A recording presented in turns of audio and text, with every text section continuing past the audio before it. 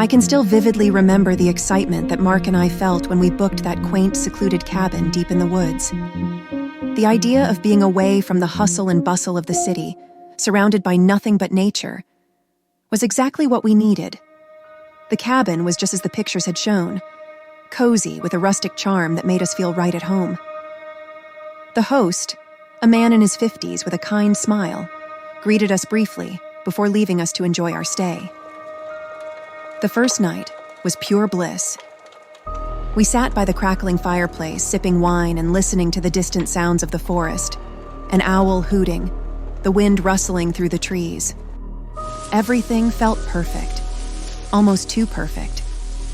But then, on the second night, something strange happened. I was lying in bed staring at the ceiling when I noticed a tiny red light blinking from the smoke detector above us. At first, I thought it was just my tired eyes playing tricks on me. But the light continued to blink steadily, almost as if it was signaling something. I nudged Mark awake. "Do you see that?" I whispered, pointing to the detector. Mark, still groggy, squinted up at the ceiling. "It's probably just the battery," he mumbled. But I could hear the uncertainty in his voice. Something about that light felt wrong, unnatural, even. Mark finally gave in to my unease. He got up, grabbed a chair, and took the smoke detector down.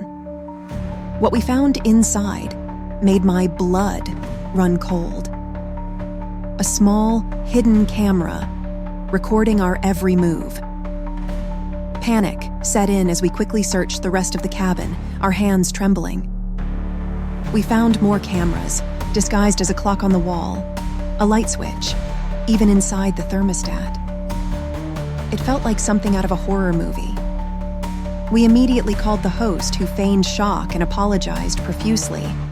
But his voice on the other end of the line sounded far too rehearsed, too smooth. He offered us a full refund, even a discount for a future stay. But I couldn't shake the feeling that this wasn't the first time something like this had happened.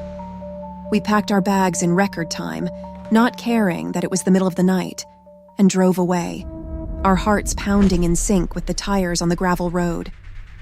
Later, after we were safely back home, I did some digging online and found reviews from other couples who had experienced the same thing. Cameras hidden in that very cabin. I shuddered to think about where those recordings might have ended up, and how many other people had their privacy violated in that place. Even now, I can't fully trust that we've escaped that nightmare. I still feel the eerie sensation of being watched. I've always enjoyed solo trips. There's a certain freedom in exploring new places alone, finding peace in the solitude. This time I chose a small, picturesque town off the beaten path and booked a cozy little apartment that seemed perfect for a quiet weekend away. The host, Mrs. Gray, was a sweet, elderly woman who lived next door. She welcomed me with a warm smile, her wrinkled face lighting up as she showed me around. The apartment was charming, filled with antique furniture and floral wallpaper that reminded me of my grandmother's house. Mrs. Gray told me to make myself at home, and with a final smile, she left me to settle in. The first night was uneventful, just the sound of the wind outside and the occasional creak of the old wooden floors. I slept peacefully, comforted by the cozy atmosphere. But on the second night, I woke up to a noise that sent a shiver down my spine. Footsteps, slow and deliberate, coming from the ceiling above me. I lay there, heart pounding, trying to convince myself that it was just the house settling, or maybe the wind playing tricks on me. But the footsteps continued, steady and unmistakable, pacing back and forth as if someone was walking in circles. The next morning, I casually mentioned the noise to Mrs. Gray when I bumped into her outside. "I heard footsteps last night," I said with a nervous laugh. "Didn't realize someone else was staying here." Mrs. Gray's face paled slightly, and she gave me a puzzled look. "There's no one else here, dear.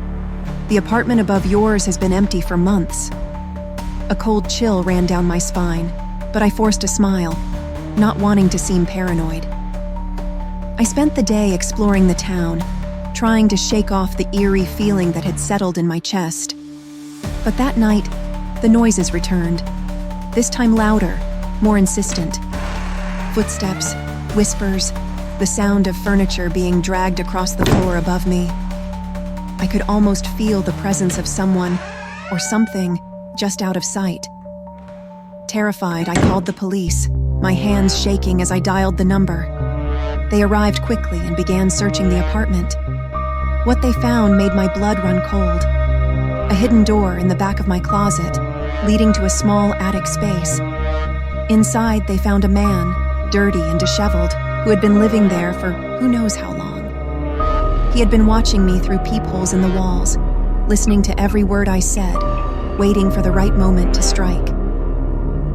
I left the apartment that night, my heart racing as I sped down the empty streets, leaving that nightmare behind. But I can't escape the memory of those footsteps, the feeling of being watched, and the terrifying realization of how close I came to being his next victim.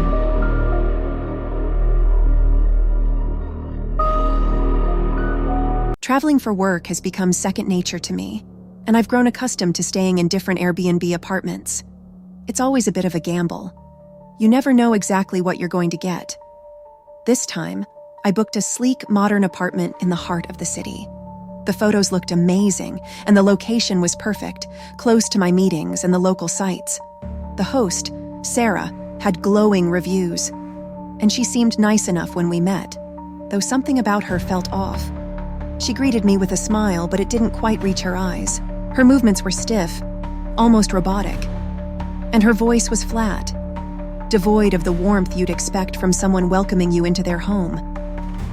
I brushed it off, assuming she was just having a bad day, and settled into the apartment, trying to ignore the nagging feeling in the back of my mind.